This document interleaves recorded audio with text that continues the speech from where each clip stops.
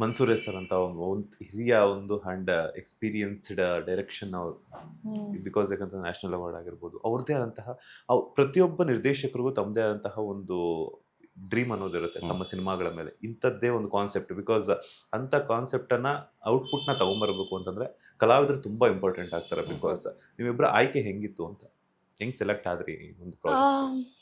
ನಾನು ರಂಗಶಂಕರದಲ್ಲಿ ವರ್ಕ್ಶಾಪಿಗೆ ಹೋಗ್ತಾ ಇದ್ದೆ.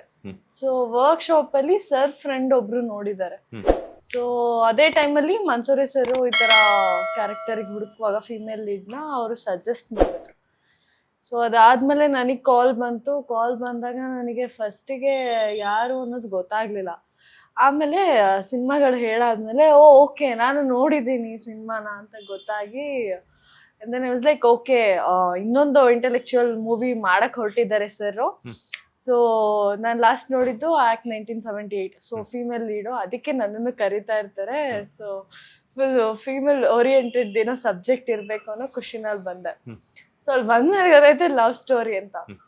ಓಕೆ ಅನದರ್ ಲವ್ ಸ್ಟೋರಿ ಅಂತ ಅನ್ಕೊಂಡೆ. ಬಟ್ ನಾವೇನ್ ಕಮರ್ಷಿಯಲ್ ಲವ್ ಸ್ಟೋರಿ ನೋಡ್ತೀವೋ ಅಂಡ್ ಆ ಸಿನಿಮಾದಲ್ಲಿ ಎಷ್ಟು ಡಿಫ್ರೆನ್ಸ್ ಇರುತ್ತೆ ಆ್ಯಂಡ್ ಎಷ್ಟು ರಿಯಲಿಸ್ಟಿಕ್ ಆಗಿರುತ್ತೆ ಆ್ಯಂಡ್ ಎಷ್ಟು ಸೆನ್ಸಿಬಲ್ ಆಗಿ ಚೆನ್ನಾಗಿ ಜನರಿಗೆ ಅರ್ಥ ಮಾಡಿಸ್ಬೋದು ಅನ್ನೋದು ನನಗೆ ಆ ಸ್ಟೋರಿ ಲೈನ್ ತುಂಬ ಇಷ್ಟ ಆಯಿತು.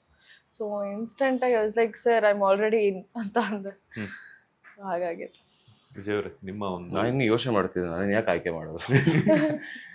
ನಾವಿಬ್ರು ಒಬ್ರಿಗೊಬ್ರಿಗೆ ಮುಂಚೆನೇ ಪರಿಚಯ ಇದ್ವಿ. ನಾನು ಓದಿದ್ದು ಚಿತ್ರಕಲಾ ಪರಿಷತ್ತು, ಅವ್ರು ಕೂಡ ಓದಿದ್ದು ಚಿತ್ರಕಲಾ ಪರಿಷತ್ತು. ಅವ್ರು ನನಗೆ ಸೂಪರ್ ಸೀನಿಯರು ಒಂಥರ. ಇನ್ಫ್ಯಾಕ್ಟ್ ನನ್ನ ಮೊದಲನೇ ನಾಟಕ ಒಂಥರ ಹೇಳೋದಕ್ಕೆ ಹೇಳಬೇಕು ಅಂದರೆ ಚಿತ್ರಕಲಾ ಪರಿಷತ್ತಲ್ಲೇ ಮಾಡಿದ್ದು. ಸಿವಿಲೈಸೇಷನ್ ಅಂತ ಒಂದು ನಾಟಕ ಮಾಡಿದ್ವಿ. ಅದು ನಮ್ಮಿಬ್ಬರಿಗೆ ತುಂಬ ಹತ್ತಿರವಾದಂಥ ಒಂದು ಸ್ಟೋರಿ. ಅವರು ಪ್ರಾಬಬ್ಲಿ ನಿಮಗೆ ಆಮೇಲೆ ಹೇಳ್ಬೋದು. ಸೊ ಆ್ಯಕ್ಚುಲಿ ಆ ಒಂದು first meeting as an actor and director ಏನಿದೆಯೋ ಅದರಲ್ಲಿ ಏನೂ ಇರಲಿಲ್ಲ ಅಂತಲೇ ಕಾಣುತ್ತೆ. ಬಟ್ ಅದಾದ ನಂತರ ನಾನು ಅವ್ರ ಜೊತೆ ಒಂದು ಸಿನಿಮಾ ಮಾಡಿದೆ.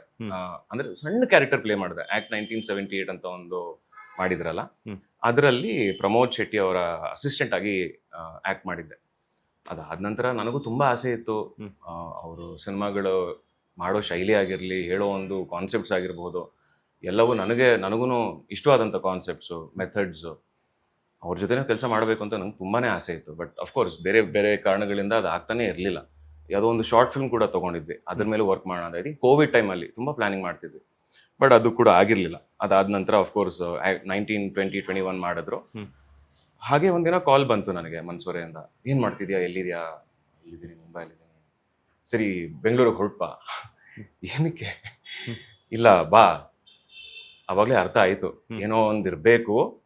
ಸರಿ ಆಯಿತು ಹೋಗೋಣ ಅಂತ ಬಂದೆ. ಬಂದಿದ ತಕ್ಷಣ ಅವರು ನರೇಶನ್ ಕೊಟ್ಟರು. ಒಟ್ಟಿಗೆ ನಾವು ಕಥೆನ ಕೇಳಿದ್ದು.